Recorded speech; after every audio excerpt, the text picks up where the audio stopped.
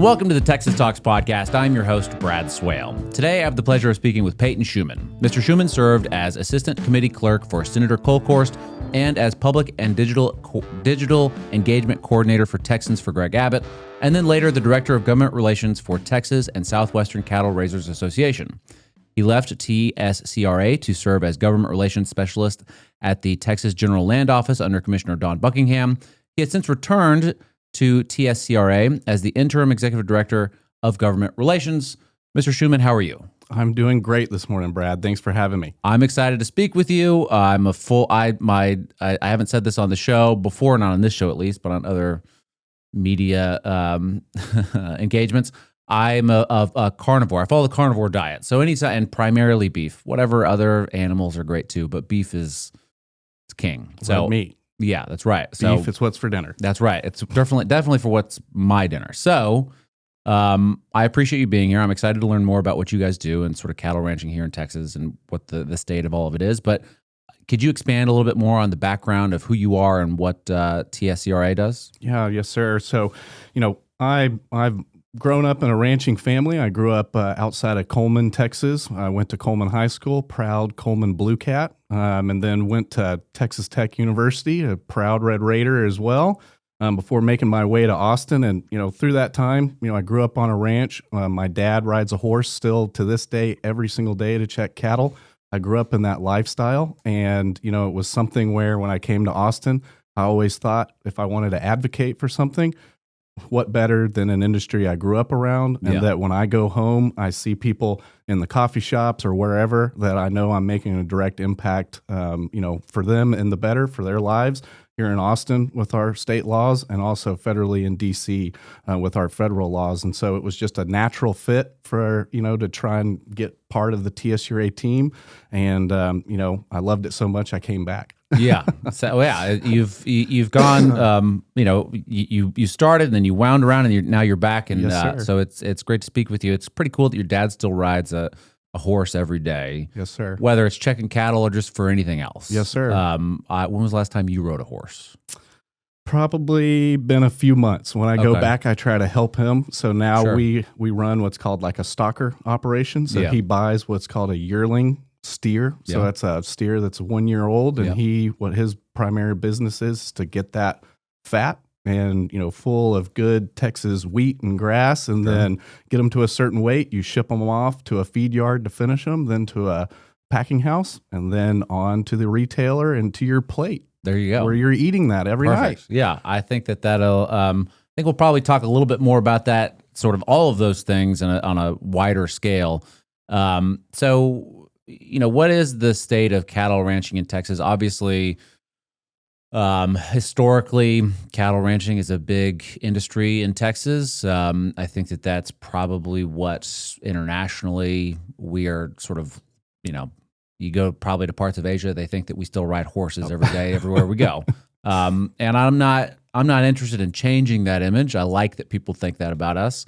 But what is it really? I mean, I grew up in Austin, so I don't really have a lot of hands-on experience with it. Yes, sir. And so, talking about the historical nature and just TSCRA in the state of Texas, you look at, TSCRA was founded in 1877. So we've been around almost as long as the state has.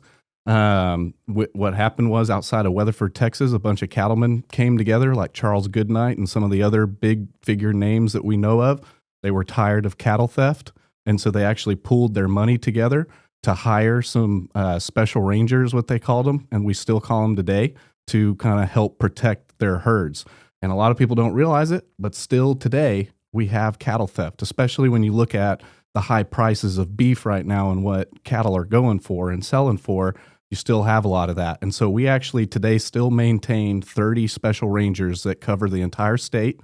They are written into the DPS code, so they have all the authority to make arrests, to investigate crimes. But the really cool thing that we like to hang our hat on about it, the state does not pay for those special rangers. The association pays for that out of our dues, our membership dues. So they're fully funded by us.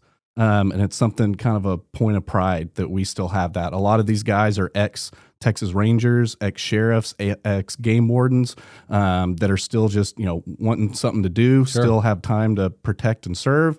And so those guys, come to work for us, and we still have cattle theft, tractors, trailers being stolen, saddles and tack being stolen, and actually a lot of hot checks and different things like that as well. Yeah, I mean, I guess I could. Hot checks is easy for me to wrap my head around.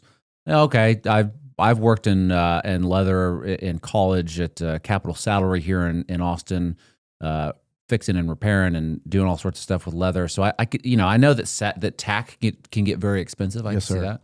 That's easier to steal, but a cow. That's a different beast. I mean, how does that typically happen? Well, I mean, you can see it anywhere from, people literally in the dead of night backing a trailer up to a pasture and cutting a fence and loading them up, or, it can happen a lot of different ways. We've had instances where people we don't know for the fun of it what it was, but shooting cattle from the road.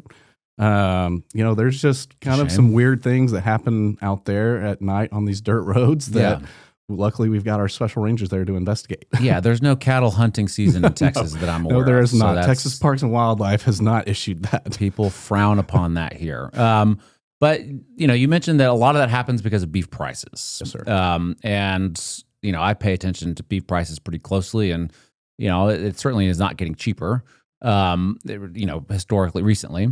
And nationally, there's been stories of tariffs, and I think that the Trump administration recently announced they would be removing or reducing tariffs on imported beef.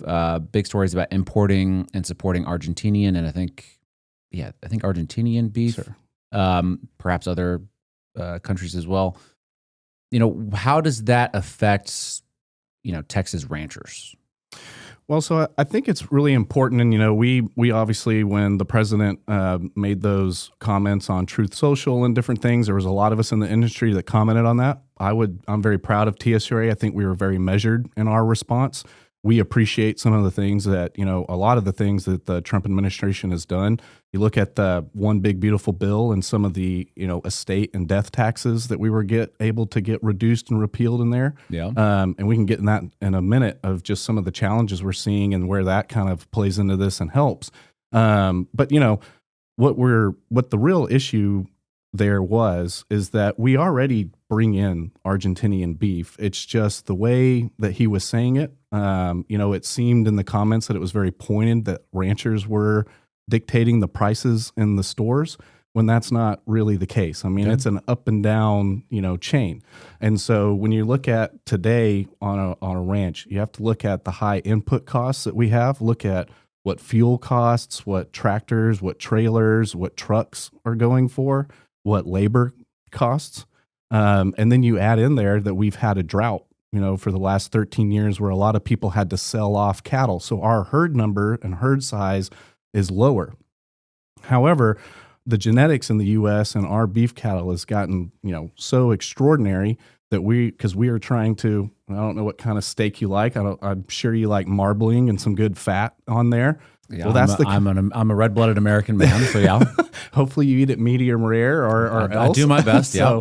But when you look at that and what we have, a lot of people don't realize, but the number one consumed protein in the U.S. is hamburger. Yeah. Well, the cattle that we produce have such a high fat content, and they're for that marketplace that people are wanting that fat content and that marbling, that when you look at hamburgers and you have your fat and your lean trim, we don't have enough of the lean. And so countries like Argentina that are very much grass fed, and other countries like that focus or mainly just do grass fed raised beef, we need that because that is a lean beef. Yeah. And so we have to get some of those imports here to then mix to make hamburger meat. And so if we were to, just render down one of our beef cattle today into hamburger meat only, that would be an expensive hamburger. It would probably taste pretty good. It would taste great. So it sounds, am I mistaken? I think what you're saying is that, some of the imports are filling a gap in the market that the Texas cattle ranchers can't fill at this moment. Yes. And I mean, you look at it and it's just like any other commodity. If there is a desire and want in the market for it, there is going to be a producer that will change or move to fill that. And so, we've seen a big push in the industry. You see it, a lot of social media influencers, different people talk about grass-fed beef. So we do have producers now that have kind of shifted their operations to focus and to meet that demand. Yeah. And again, that's what we said in the president's response too, with these prices and different things. Let the market work itself out. We're not doing it. Finally, we are being able to basically break even. I think that people have this picture after that of, ranchers running around with bags of money under their arm, and that is not the case. Again, with all of those input costs that I mentioned earlier, you're looking at, being able to produce that beef is more expensive today. And so with the higher cattle prices, we're finally able to basically break even for the first time in a long time. Yeah. So, I guess Sid Miller, Commissioner Sid Miller here in Texas, he came out with a 5-point plan. One of them, he does mention not relying on lower quality Argentinian beefs, reading from his website here. But again, as you say, there's a market for it that just Texas ranchers can't fill at this moment. But he also talks about other things like opening and expanding grazing access to federal and private lands. Is that something that, is that related to drought issues, opening up more land? I think, in my opinion, looking at that, I wouldn't say as much drought. And, we don't have a lot of the BLM and federal land in Texas. And so you're not talking about Black Lives Matter, you're talking about Bureau of Land Management. Yes, sir. Yeah. Good catch there. Yeah. But that federal land is a lot of states like Idaho, places like that, where it sounds like they are maybe on the federal level would push to open some of that space up. Yeah. A plan that we're kind of looking at a little closer than Commissioner Miller's is Secretary Rollins, her initiative to revitalize the beef industry. Where she's working with, Secretary Kennedy at the health to make sure that in any kind of MAHA reports or anything, that beef is not catching a bad rap. Sure. And so she also has that in her plan, and we're kind of following that one a little bit closer. Okay. But, again, the grazing lands, I can see where that might help. I know they talk about retention, like heifer retention programs. Again, that's to build up herds back because during the drought, people were selling off heifers and different things. And so, because you got to have water for the cows to make milk and lactate and have calves. So without enough water, people were selling off. And so we're going to have to get to a point where, building back a herd and getting those calf crops back, up to a high enough percentage to meet some of these demands and fill some of these gaps. It's going to take a little bit of time. Yeah. Well, I mean, beyond even, obviously cows, just like humans, they need water to drink, but the water also, you need that to grow all of the things that the cows eat and keep the grass green or the hay or whatever, the wheat, stuff like that. So what is the, as far as the environment is concerned, is the drought, like how long has this drought been going on? Are we on an uptick? With more water in ranch land? I know that the 89th Texas Legislature there was a big focus on water. I think it was what was it? Proposition, I want to say Proposition 4 was to improve the future of Texas water. All of that I would assume is going to help Texas ranchers. Well, I think the thinking there is what we were kind of told. If we can get some of those things, that it takes pressure off of rural Texas and, transporting that water out of rural Texas. Kind of a phrase that we've been using, is like, we understand Texas is growing. That's great. And the urban centers are growing. Businesses are moving there. I think that's great for the state. But we can't create rural economic deserts just to prop up the economics of the urban centers. Okay. And so that's kind of where on the water issue, we've been looking. And so hopefully through this, if there's other sources and other ways to find water for maybe some of these urban systems and, changing out the infrastructure, like some of the aging, like pipes and different things, it's like hopefully that takes some pressure off of rural Texas so that we can continue using that for the farmers to do their crops, for ranchers to feed and water their livestock. Yeah. So is the water issues is it that the water is just actually not there, or is it just becoming too expensive? So I would say Maybe a little bit of both. Yeah, a little bit of both, or more so that are we running out of it? Yeah. And they always, the old adage is, whiskey's for drinking and water's for fighting. Okay. And so, and something you kind of hit on at the beginning of some of the challenges we're facing, and one of those is, urban sprawl. And we're getting more and more of aging ranchers that maybe their next generation doesn't want to ranch anymore. Yeah. And so when that land passes down, they sell it. And then what happens? A developer comes, buys that, and they're going to put in 10, 11 homes. And all of a sudden you've got how many water faucets, toilets, everything in there. And so you've got that piece of land that all of a sudden has 10 homes sucking more water, possibly from that aquifer, if that part of the state has groundwater. Yeah. And then your neighbor might still be a rancher. Yeah. And so it's like, are you depleting it to where the rancher can't get to what he needs to do? Yeah. I wouldn't mind being a rancher. I might, maybe I'll buy one, and I won't build any more homes. I'll just keep the cattle. Commissioner Miller has also talked a lot about New World screwworm, and I see that pop up in the news a few times. It sounds disgusting, just by name alone. I'm sure it is disgusting. But it's a parasite, right? Yes, that affects cattle. What's happening with that? Yeah, so it's actually coming up on a year, but last November at Thanksgiving, I guess a day before Thanksgiving, we were all notified to get on a call with USDA, and we did. And USDA told us that the first case of New World screwworm had shown back up into Mexico since, I don't know, I think like the early 90s when they had pushed it out of Mexico. And this obviously gives us a lot of concern. I mean, I grew up hearing stories about it. My dad lived through it. He grew up in the Brady area where there's a lot of white-tailed deer. It's a white-tailed deer hunting mecca. There was no white-tailed deer to hunt when he was growing up. They just didn't do that. Yeah. 80% of the white-tailed deer population was wiped out by this pest.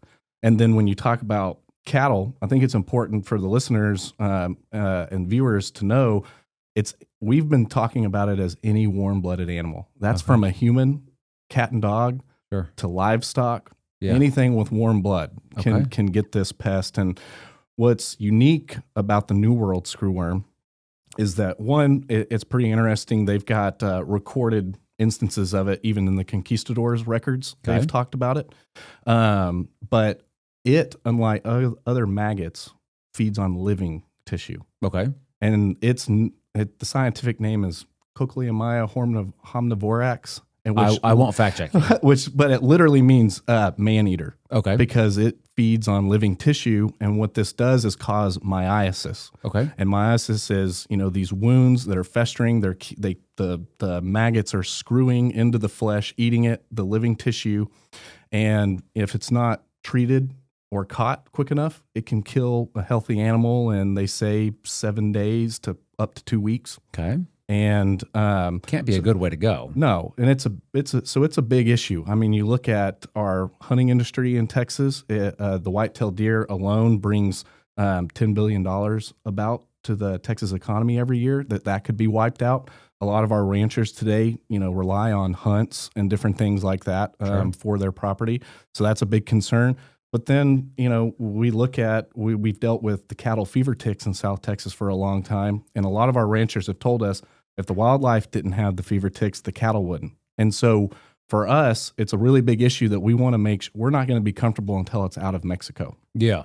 And, we had a case 2 months ago that was reported 70 miles from the U.S. border. Okay. So, that's concerned us. Luckily, that case was just a one-off kind of instance. But, I think the really big picture here is that in the 50s and 60s when we eradicated this, we had upwards of 800 million sterilized flies. And I'll get into it in here in a second. I see the wheels turning over there. Sure. But they call it the sterile insect technique. Okay. And that is the only way to eradicate this pest. Okay. The only place that produces sterile New World screwworms today is at the Copeg facility in Panama, and they're only producing 110 million a week. I mean, you say only 110 million a week, and that sounds like a huge number. I know. I mean, that's billions a year. Right. Okay. But another important thing is that is it bad that it's in Panama? I don't understand. Is that not enough? Or? It's not enough. Oh, okay. And so, and another thing that makes this interesting is so how this technique works is you sterilize these pupa when they're still in the cocoon, their little hard shell, with a cobalt-16 reactor, so nuclear radiation. You are zapping these bugs, these flies, to sterilize them. Yeah. However, we don't know male and female. Sure. But when you release them, it's the males that you want out there because they are mating with the wild female and they're sterile. Yeah. So then nothing happens and the life cycle ends. Yeah. But today, we don't have a way to determine male or female, so you just have a big batch. So you could roughly say that out of the 110 million, only half are male, half are female. Sure.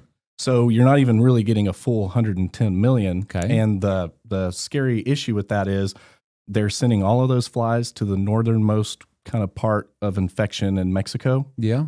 But if it gets past, Mexico City up into the northern states of Mexico and into the U.S., that's a huge swath of land that 110 flies dropped out of the sky is not going to be enough to cover that territory. Okay. So we have been very adamant working with Secretary Rollins, the Trump administration, trying to secure funding for a domestic production sterile fly facility in the U.S. And in August, Secretary Rollins came to Austin and did a press conference with Governor Abbott, and we were invited, as well as a lot of other ag groups that are kind of on this issue, where she announced that $750 million had been earmarked to put up a facility in Texas. And that's surely there's use beyond just the Texas screwworm, a sterile fly facility. They could do it for any other outbreak, I would say, or not maybe not any other, but other types of outbreaks. Well, that's our hope. Yeah. In the past, in the 50s and 60s, we had this facility in Mission at Moore Air Base. Okay. And it was shuttered. To your point, we got rid of the screwworms. We kind of started pushing them out of Mexico, and we shuttered that facility. Our big thing has been that whatever facility is built back, it needs to have a research component. It's crazy, but since we don't have screwworm here to do research on, USDA ARS, which is Agriculture Research Service, they have a team of, I believe, 4 or 5 that work on the New World screwworm. Yeah. There's 3 researchers, and each one of them takes a 3-year turn living in Panama, coming back. Then the next one goes down there to live 3 years, keep doing research, coming back. And so our hope would be that, wherever you put in this domestic facility, you can have a research component to it to continue doing research to hopefully eradicate this pest. And to your point, they do sterilized fruit flies, different things like that. And so hopefully there would be, you could, and then, but this facility could also handle some of those as well. And then a lot of people don't realize it, but since it's endemic in a lot of, South American countries, other places like that, there is a market for sterile flies that the U.S. could sell to these countries. I mean, just real briefly, if the New World screwworm did make it across the Texas into Texas, one case, all right, that's not great, but what is the likelihood of that one case spreading to larger herds? Is it hyper communicable? Yes. Okay. The female fly, and you're not talking about, just not one fly is going to go to that wound, several. Sure. And we're talking about a wound like a tick bite. Yeah. They can get into. Okay. Putting in an ear tag, they can get into that. Yeah. You're looking at a female fly that several of them can lay on that wound, and they can lay what they call a packet, which is her egg sac or whatever. It's like 200 to 300 maggots. Okay. Gross. And so I know I'm glad we're not about to eat lunch or anything. I didn't bring pictures. Yeah. And so it's a big issue because again, without the sterile flies, we're having to figure out ways of combating this on the ground. And like we said earlier, labor is an issue right now. Yeah. When you look at the 50s and 60s, some of these ranches had 10, 15 cowboys working for them. Sure. But they would work from sun up to sundown, checking cattle, doctoring cattle for screwworms. Today, we don't have, our business is not set up like that anymore. Yeah. People do not. I mean, my dad has one guy that comes and helps him sometimes. Okay. And that's a big workload to put on people. Yeah, it is. So I want to go back to the pricing. Because this will have a factor in that if it got here. Oh, well, yeah. I mean, it would be tragic in many ways. Obviously, the animal suffering is not great, but also the economic impact would be widespread beyond just the ranchers having financial issues, but like people, any meat that's available would be, the demand would be too high and the price would skyrocket. Yes. Yeah. Is Texas? You mentioned that Secretary Rollins did a press conference with Governor Abbott here in Austin. So it sounds like Texas is on board with this. Yes, sir. Okay, very cool. Yep. So talking about production and processing, I've always understood that. I've hunted several times in my life. It's really easy to find a processor for deer meat. Mm-hmm. There's one on South Congress here in Austin, of all places. It's been there forever, but Hudson's. Yeah, exactly. But my understanding is that for cattle, it's not quite that easy. And, I'm certainly not an expert, but I've heard it, I guess, over the years, having on-site processing and production and stuff like that, you have to ship them sort of far away. It's logistically sort of a challenge. Is that not the case? Well, it depends on what segment that you're shooting for. Like we kind of talked about. The ribeye is what I'm shooting for. Well, so like what we talked about earlier, it depends on where that beef is going to go. Sure. And so that cattle before, like, in the operation my dad runs, like I was saying, a lot of those cattle are going to go to a feed yard and then probably go to one of your bigger, processing facilities like a JBS or a Tyson or a Cargill or somewhere. Yeah. Then those, are cutting your ribeyes and your prime ribs and other things. And those are going to more retail markets or restaurants and different things. What we're seeing, Coleman, Texas has a meat processing facility. Yeah. And so we bring a beef in there and have it butchered, and then it's given, back to us. But it says on the packaging, not for sale. Yeah. And what a lot of people complain about is the inspection side of it. Okay. To move that beef interstate, you have to have a USDA inspector, and then for it to be sold in Texas, there are TDA, Texas Department of Agriculture inspectors as well if it's going to stay intrastate. Okay. And so it just kind of depends on what you're trying to do. I know that TSURA, and there was an effort like right after COVID when we saw a lot of this direct to consumer kind of explode, and people were, they want to buy from their rancher. We think that's great. But we just want to make sure that it's still a safe product. Yeah. I keep using the expression, but we hang our hat that we raise the best beef, in the world right here in Texas, and we don't need that name solely. And so we want to make sure that whatever beef is going out there to consumers is going to be safe.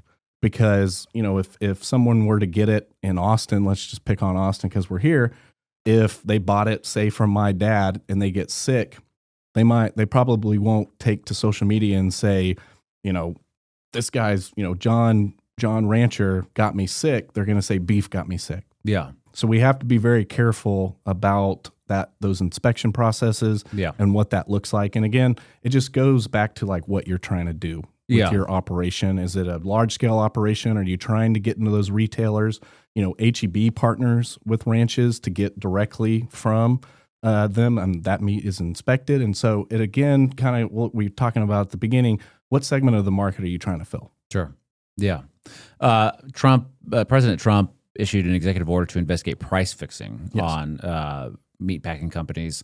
I think that was like a week ago. Mm-hmm. I think it was on the 10th, where today's the 18th.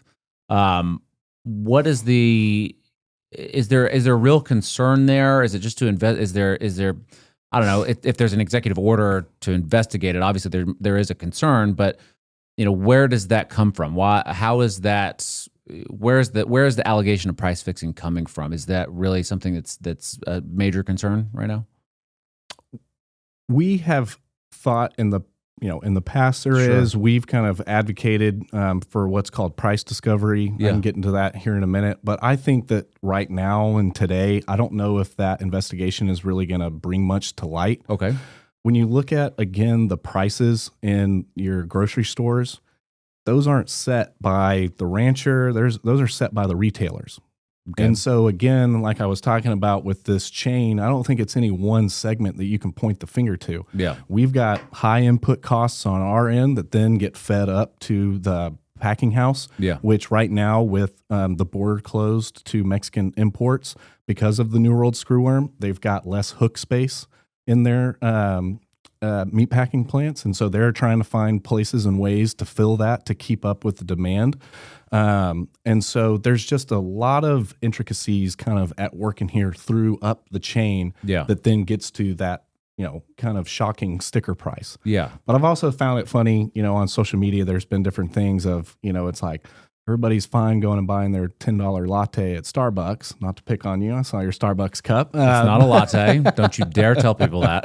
But it's like we're fine going and buying on certain things, but then all of a sudden we get to the grocery store, and I think there's a disconnect sometimes with how people perceive where and what it takes to put that ribeye on the grocery store shelf. Sure. And it's like, well, why isn't this just cheaper? Yeah. It's like, well, you've got to think about all of the families, the time, the hard work, the sweat that's been put into that product from beginning to end. Yeah. So what are some levers that could be pulled on the state level or the national level that would, decrease the price of beef for families? I guess it would be interesting to hear about, quick fixes, but, long-term fixes that, stabilize beef prices, maybe bring them down so that, people can buy beef and not worry about the price so much. Right. Well, I think that, we've kind of touched on it. I think that one, we've got to get our herd numbers back up. Okay. I know a USDA report earlier this year said that we've got the lowest cattle herd numbers since I think the 50s.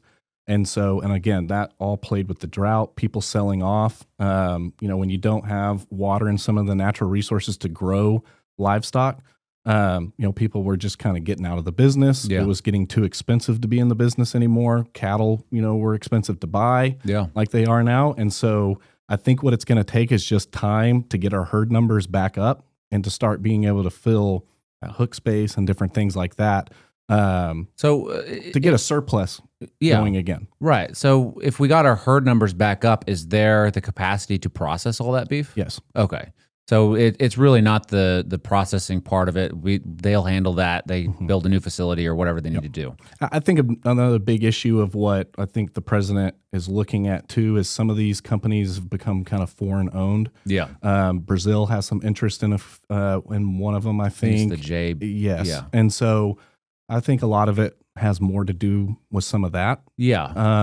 I don't know, what they'll find there necessarily, but with the whole America First agenda, Sure. I think it has a lot kind of maybe more to do with that. I feel like we should have some Texas-owned meat packing. Well, and again, we do. Some of our members own, we've got Dean and Peeler meat. Outside of San Antonio, we've got, different people that own some. And again, what they call those usually is like a custom processor. They're processing beef for the local area people. Yeah.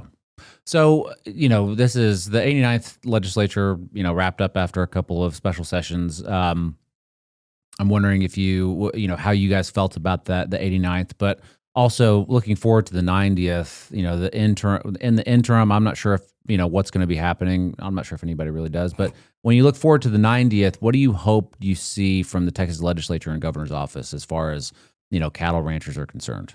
I think that, a lot of people were calling this session a water session, but I think the true water session will be next session. We saw during the interim a really big, the House Natural Resources Committee was hearing things on these like groundwater issues. So I really think groundwater was going to be a big focus in the 90th. Yeah. I know that for TSURA, the 89th was a huge success.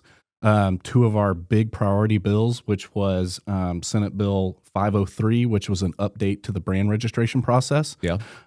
Today, you've got 254 counties in Texas. If I want to register my brand in Coleman County, I have to go to the county clerk's office in person and register that brand. And then if somebody you can't submit a PDF. That's exactly. And that's what Senator Kelly Hancock said. Now, acting controller, but said in a hearing, he was like, let's not bring brand registration even into the 21st century. Let's just bring it into the 20th century. Yeah. Because, it's all still done by paper, and each county has what they call a brand book. Yeah. And I'll get to it, but this ties into our law enforcement aspect and finding, stolen cattle. Sure. But you go in person, it's all by hand. And so our thought was, shouldn't we get this somewhere, an online database? Yeah. And Texas Animal Health Commission already does that with disease tracking, different things like that. So we were like, doesn't it make sense for this? This is a state good. Shouldn't the state have some buy-in here? And could we not get Animal Health Commission to form like a repository database for people to be able to go online and register in a county for your brand, and then you would have it online.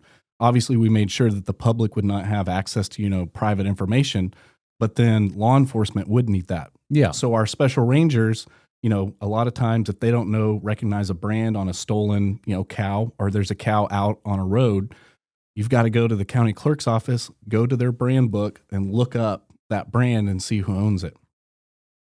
Yeah. I mean, that sounds like quite the process. So, and if it's 3 a.m. and nobody's at the courthouse or the county clerk's office, the county actually has to take possession of that animal and feed, water, keep up with it until they can find the owner. Yeah. So we were like, this just makes sense to be able to smooth that process out a little bit. Yeah, digitize it. Right. Yeah, sounds like that should be a priority. So, so you're saying in the 90th Texas Legislature, you're thinking that water will be a big issue. Is there, and that's a broad issue that I think helps, all Texans, helps with growth, helps with AI, helps data centers, obviously helps with cattle and other agriculture and ranching issues. Beyond that, is there anything that y'all are hoping to see to improve? I don't know that this can be done at the Texas Legislature, but you're talking about earlier how a rancher passes away, the kids receive it through inheritance, and they don't want anything to do with it, so they sell it. It's too much trouble or whatever, and so ranch land is sort of going away in Texas, becoming smaller or becoming in the hands of fewer. Issues like that. Is there anything that y'all see on the horizon that the Texas Legislature could do to sort of save this historic, very Texas industry? Yeah, there is an effort. There are like different land trusts that you can enter into. That we see families doing a conservation, easement, or a farm and ranch land conservation easement, different things like that, to where the owner of that property can put that land basically in perpetuity, and that it would be used for ag use. And wouldn't be able to be developed and different things like that, and then it keeps the next generation from selling that off. And so there are things kind of in Texas already that we can do that. There are a few programs that probably need to be tweaked a little bit, but there are some programs out there that you can kind of enter into to protect that working ag land. Yeah. Okay. Yeah. It's just I hate to hear stories like that. I know. And it's an industry that doesn't get a lot of, it doesn't get a lot of attention, I don't think. I mean, Texas Screwworm is a big story about how many Texans know about it. Right. And the people think about water, they think about it in the sense of, is water going to come out of my tap in downtown Austin? They don't think about it, can cows get water? Right. And so it's always interesting to hear more about it and highlight this, because people love a good steak. Yeah, a lot. Yes. And we love that. Well, I'll do my best to keep it that way. So Peyton Schumann, is there anything else that you wanted to touch on before we sign off? Yeah, just one other pretty high level piece of legislation that we passed in the 89th was SB 261. Okay. That was authored by Chairman Charles Perry, and in the House was Representative Stan Gertis. It was a ban on cell cultured proteins, and we thought it was going to be a slam dunk. We were met with a lot of resistance, actually. And so that bill came out with just a 2-year ban. And so for, until next session, there will not be any human consumption of this cell cultured protein. Yeah. We can still do research in Texas on it, But our thought was, we don't know a lot about this protein yet, and we don't want the citizens of Texas to be the guinea pigs on it. Of course. And so that was a really, really big win for our industry. And then, on September 1, these companies sued the state of Texas over that bill. So what's the latest of that? I know that in September they filed suit, and we're watching it, but haven't seen quite anything yet out of the Attorney General's office on where they're going to go with that. Yeah, I know that. I mean, I personally, I understand the pro side of it. It's cultured meat. Like it's the same. It's meat. It's the same DNA or whatever. There's something about it that rubs me the wrong way. Right. And I like the classic, this came from a cow. And I could show you a picture of that cow if we planned it out. I could show you that. And I know it's a cow. Right. So that's interesting. It's only a 2-year ban. At the end of that 2-year ban, I assume the plan is sort of, figure out what happens, let the research happen and see what happens. And then if it needs to be extended or made permanent or whatever, they'll address that in the 90th. Yes. Okay. That's what the hope is. Well, that's what we kind of told them. We were like, fine, if there's, this much hesitancy, and a lot of it was this, well, it's consumer choice. Are y'all, dictating what people can and can't buy in the grocery store? Yeah. And we were like, we think our product can stand toe to toe with any product. Yeah. But, these companies had already sued the state over a truth in labeling bill that we passed during the 88th. Yeah. And so, we're like, well, where's the true, the level playing field? If y'all don't even want to clearly dictate on packaging that y'all's was cultured through, cell manipulation. Sure. And you just want to call it beef like ours. Well, it's, we've got to have a level playing field here if you actually want to use the argument that, it should be up to the consumer. Yeah. And so we'll see what the 2 years. I know that some of these companies have lost some backers and different things. It's still pretty expensive, I think, to replicate and produce these proteins. Yeah. So I don't know how viable it is really to put on grocery store shelves just yet. But we're hoping, to your point, in these 2 years, we can learn some more, figure out some more. And then maybe in the 90th, there will be, some willingness to just go ahead and get it done in the state of Texas altogether. I'm glad you brought up truth in labeling. And it sounds like maybe y'all already addressed that. Is that something that needs more fine tuning? I think that we've got it in a good spot. Okay. And at the time, cell cultured was not really, it was kind of still sci-fi a little bit. I mean, it still kind of is. Well, but I think it's even beyond cell culture. Yes, I think there was even like vegan products that wanted to, right. That's what the initial, during the that session, that was really the big focus, was these Impossible, the Impossible Meat and all of these companies that really started coming out that, they wanted to say that they were beef or say that it was a beef patty. Yeah. When it wasn't. Yeah. And so we were like, well, we need to accurately label what that is and say that so that the consumer knows what they're buying. What about country of origin? Brad, you really want to get into this? I mean, yeah, kind of. I know it's not a new issue, but I think it's popped up. I think it's popped up pretty recently as a major story, just because of the tariffs and the imports and everything's going on the federal level. Yeah, I mean, just real briefly, is that something that y'all are concerned about? I think that I could imagine a situation where, a Texas rancher would want a beef, born and bred and grown in Texas to have that, label on it. Right. As opposed to, and not let, Argentina or whatever, right? I would think that would be a desire. Well, so...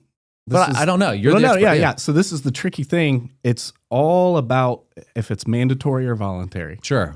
Because to your point, and like we've already discussed kind of at length during this talk, is that if there is a market for that, and if there are consumers out there that want that and to see that on the label, we've got producers that'll set up and do it. Yeah. And voluntarily they'll do it. Yeah. We've got programs like, Go Texan or the Angus, certified black, certified Angus, and there's different labels like this that you can get, and you have to meet, certain criteria to fall under that and to be able to use that label on packaging. Yeah. And so our deal is don't mandatorily do it to us. Yeah. Because like we talked about with the hamburger, there are still certain types of, the hamburger or different things that we need to import to have. Yeah. And then what you're doing is that it's not necessarily going to be on your store shelves. Things like, a restaurant is not going to on their menu say hamburger patty. It came from Sure. Brazil, Argentina, blah, blah, blah, blah, blah, blah. Yeah.